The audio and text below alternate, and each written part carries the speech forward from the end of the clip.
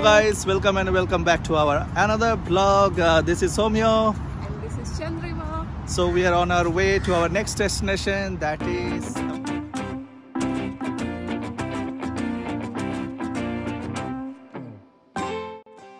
Interlaken থেকে 1.5 ঘন্টার road ট্রিপে আজকে আমরা পৌঁছে গেছি সুইজারল্যান্ডের ফ্রান্স বর্ডারে এবং সুইজারল্যান্ডের একটা সবথেকে থ্রিলিং জায়গায় আজকে আমরা ঘুরতে চলেছি।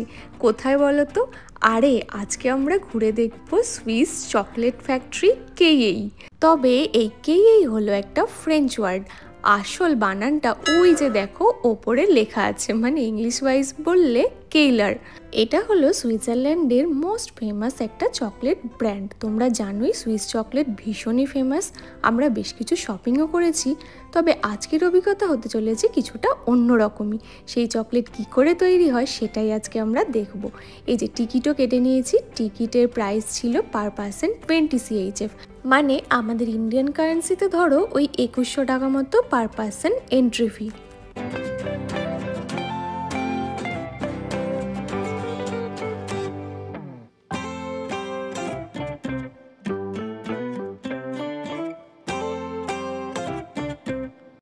চলো তোমাদের একটা মজার জিনিস দেখাই। এই যে পুরোটা দেখতে পাচ্ছ এটা এই জায়গাটার রেপ্লিকা, এবং এটা কি দিয়ে বানানো জানো? হ্যাঁ ঠিকই ধরেছো, এটা পুরোটা বানানো চকলেট দিয়ে। আর এই জায়গার আরও একটা ইন্টারেস্টিং জিনিস হচ্ছে এখানে সব কিছু এইভাবে টেস্ট করা যায়, মানে চকলেট যা যা ইনগ্রিডিয়েন্টস দিয়ে হয়, অনেক সময় হয় না ভিতরে বিভিন্ন ধরনের নাট থাকে, তো সেই সমস্ত নাট থেকে শুরু করে চকলেটের সমস্ত ইনগ্রিডিয়েন্টস, ইভেন চকলেটও এখানে আরামসে যত ইচ্ছা টেস্ট করো। বাদাম আমার খুব একটা পছন্দ নয়, তবে অমিও খুবই ভালোবাসে, ও তো দেখতেই পাচ্ছ টপার টপ মুখে তুলছে। এখানে টিকিটের সাথে সাথে আমাদেরকে একটা করে রেকর্ডার গাইডেন্সও দিয়েছে, মানে সেটা থেকে আমরা বিভিন্ন ইনফরমেশন জানতে পারি। তো সেখান থেকেই জানলাম এই যে কেইই ব্র্যান্ডটা, এর সবচেয়ে ইউনিকনেস হচ্ছে এরা চকলেটের মধ্যে lightly condensed Swiss alpine milk ব্যবহার করে, যার ফলে সেই চকলেটের স্বাদ হয় একেবারেই দুর্দান্ত এবং ইউনিক। তো এদিকে আবার দেখো, এদিকে দেখছি বাচ্চাদের প্রচণ্ড ভিড়। তারপর গিয়ে দেখি চকলেটের জন্তু, জানোয়ার, মানুষ, কত রকমের কিছু বানানো আছে, তাই বাচ্চাদের এত ভিড়। দেখো কি প্রচণ্ড সুন্দর। আমি তো ভাবছি এটা যদি বাড়িতে নিয়ে গিয়ে রাখা হয়, এ তো আমার নিজের কখনো খেতেই ইচ্ছা হবে না, ঢুকে যাবে হয়তো শোকেসের মধ্যে, সেখানে হয়তো আমার বদলে পিঁপড়েই খেয়ে ফেলবে।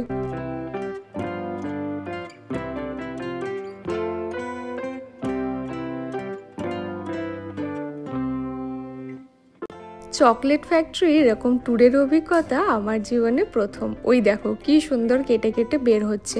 ও হ্যাঁ, আর একটা কথা বললে তোমরা হয়তো রিলেট করতে পারবে। নেসলের নাম তো তোমরা সবাই শুনেছো, আমাদের দেশে নেসলের বহু চকলেট পাওয়া যায়, আর সেই নেসলেই কিন্তু এই ব্র্যান্ডটাকেও ওন করে। তবে এই কেইই চকলেট কিন্তু সুইজারল্যান্ডের বাইরে কোথাও পাওয়া যায় না।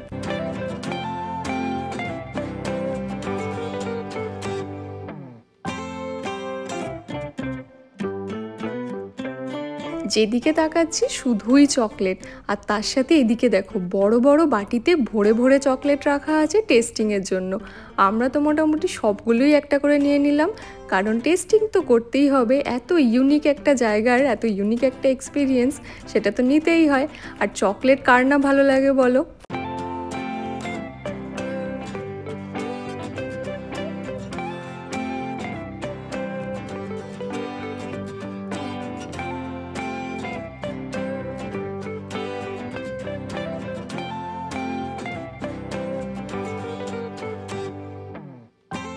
অনেক তো টেস্টিং হলো, মানে তোমরা দেখলেই আমরা মোটামুটি সবগুলো একটা করে নিয়ে নিয়েছি। কিন্তু এই যে জায়গাটা দেখছো র্যাকে থরে থরে চকলেট সাজানো, কিন্তু এগুলো নেওয়ার উপায় নেই, কারণ এগুলো সমস্ত কিছু সেলের জন্য। এখানে কিন্তু বড় বড় করে লেখা আছে নো টেস্টিং, মানে কোনোভাবে আর টেস্টিংয়ের উপায় নেই খোলা থাকলেও। আর এখানে শুধু চকলেটই না, তার সাথে বিভিন্ন ধরনের টি শার্টও কিন্তু বিক্রি হচ্ছিল, মানে সুইস সুভিনিয়ার হিসাবে। তবে আজকে টি শার্ট আর নেব না, কিন্তু আমাদের নিতে হবে বেশ কিছু চকলেট, তো সেগুলোই আমরা এখান থেকে নিয়ে নিলাম। না ওই টেস্টিং পারপাসে নয়, এগুলো আমরা অবশেষে কিনলাম বাড়ির সববার জন্য। চকলেট ফ্যাক্টরি থেকে মাত্র 10 মিনিটের ড্রাইভে ফ্রেঞ্চ বর্ডারে রয়েছে সুইজারল্যান্ডের আরও একটা সুন্দর জায়গা গ্রিভার।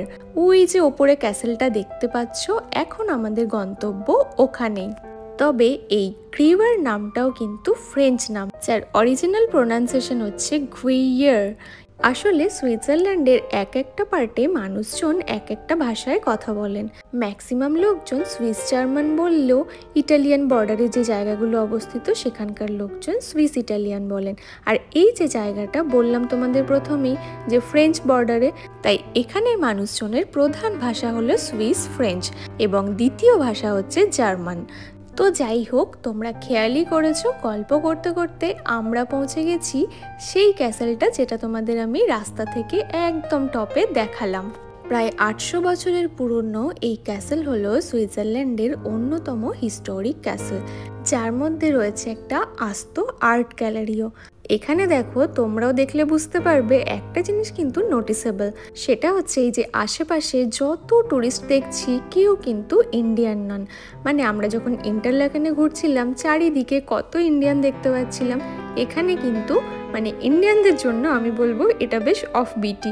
অনেকে হয়তো জানেন না বা হয়তো আসেনও না, কিন্তু জায়গাটা অপূর্ব সুন্দর।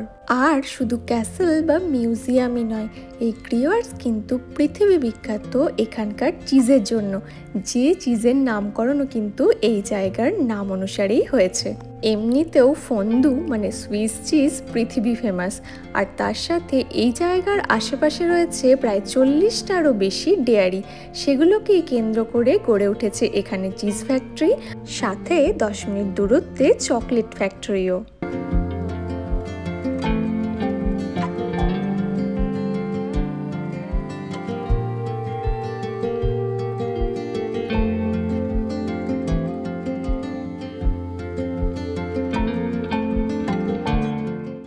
এন্ট্রি প্রথমেই তোমাদের বললাম এখানে কিন্তু একটা আস্ত আর্ট মিউজিয়ামও রয়েছে।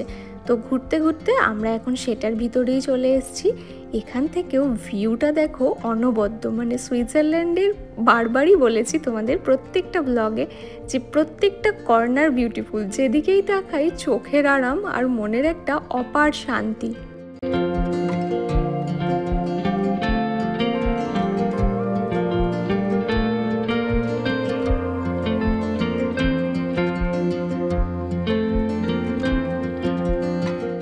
মিউজিয়াম থেকে বেরিয়ে চারপাশটা আবারও ঘুরে দেখতে চলে এলাম, কারণ এতই সুন্দর ছেড়ে যেতে তো মনই চায় না। ওদিকে আকাশের রংটা দেখো কি সুন্দর, তার নিচে পাহাড়, এত গ্রিনারি, যেন মনে হয় কোনো ছবি দেখছি, রিয়েলিটি নয়।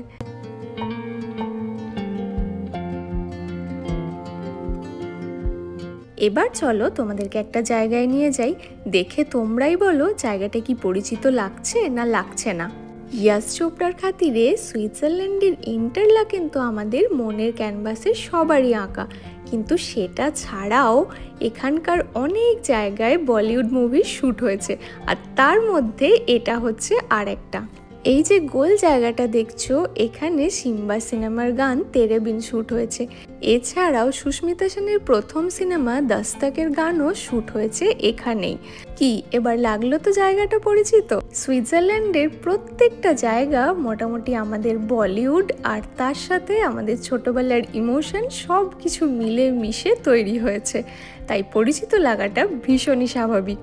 আর এদিকে আমার সিনেমা প্রেমী বর এই জায়গাটা নিয়ে তোমাদের অনেক গল্প বলছিল, কারণ ও খুব এক্সাইটেড হয়ে গেছিলো এই জায়গায়, তবে হাওয়ার চোটে কিছুই শোনা যায়নি। তো যাই হোক, এখন আমাদের ঘোরাফেরা শেষে বাড়ি ফেরার পালা। তবে ফেরার পথেও একটা খুব মিষ্টি জিনিস দেখলাম, যা তোমাদের সাথে শেয়ার না করলেই নয়। এই দেখো, এই দুই কাপল যাচ্ছেন চার্চের পথে বিয়ে করতে, আর তার পিছনে মাত্র গুটি কয়েক লোক। কি যে অপূর্ব লাগলো, না কোনো দেখনদারি, না কোনো আড়ম্বর, আছে শুধুই পিওরিটি আর ইমোশন। তো যাই হোক, চলো আজকের ব্লগ এখানেই শেষ করব। অমিও এখন খাওয়া দাওয়া করছে, ফেরার পথে ওর প্রচণ্ড খিদে পেয়ে গেছে। সো ব্লগ এখানে এন্ড করলাম। জানিও তোমরা ব্লগটা কেমন লাগলো, ভালো লাগলে লাইক, কমেন্ট, শেয়ার, সাবস্ক্রাইব করে দিও। দেখা হচ্ছে খুব তাড়াতাড়ি আরও একটা গল্প নিয়ে। টিল দেন সবাই খুব ভালো থেকো, সুস্থ থেকো, টাটা, বাই বাই।